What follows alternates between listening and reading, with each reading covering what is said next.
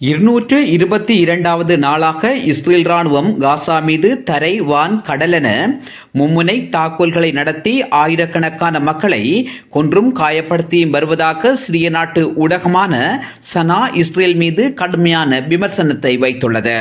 Jabalia, அல் சப்ரா, அல் ரிமாலின், அல் சலாம், அல் ஜனீனா, அல் பராசில் பகுதிகளில் Israel ராணுவம் நடத்திய விமானம் மற்றும் ஏவுகணை தாக்குதலில் 9 பேர் கொல்லப்பட்டுள்ளதுடன் பலர் காயமடைந்துள்ளனர். அத்தோடு காயமடைந்தவர்கள் மற்றும் இறந்தவர்களின் உடல்களை அந்தந்த இடங்களில் விட்டுச் செல்ல வேண்டிய சூழல் ஏற்பட்டிருக்கின்றது.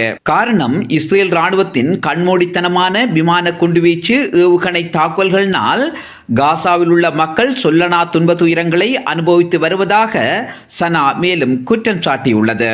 அதே நேரம் நுசராட் பகுதியில் உள்ள பள்ளியொன்றுக்குள் ஹமாஸ் இயக்கத்தின் முக்கிய தளபதிகள் பதுங்கியிருந்த முக்கிய தளத்தினை குறிவைத்து இஸ்ரேல் ராணுவத்தின் போர் விமானங்கள் நடத்திய தாக்குதலில் 10க்கு மேற்பட்ட ஹமாஸ் இயக்கத்தினர் கொல்லப்பட்டதாக இஸ்ரேல் ராணுவம் IDF அறிவித்துள்ளது. இந்த தாக்குதல் சரியான உளவு தகவலின் அடிப்படையில் நடத்தப்பட்டதாக இஸ்ரேலிய ஊடகங்கள் தகவல் வெளியிட்டுள்ளன. பொதுமக்களின் இழப்புகளை குறைப்பதற்காக துல்லியமான ஆயுதங்களை பயன்படுத்தி இந்த தாக்குதல் மேற்கொள்ளப்பட்டது. ரஃபாவில் உள்ள இஸ்ரேலிய ராணுவத்தினர் மீது பதுங்கியிருந்து தாக்குதல் நடத்திய ஹமாஸ் இயக்கத்தின் முக்கிய உறுப்பினர்களை கொன்றதாக இஸ்ரேல் ராணுவம் IDF கூறுகின்றது.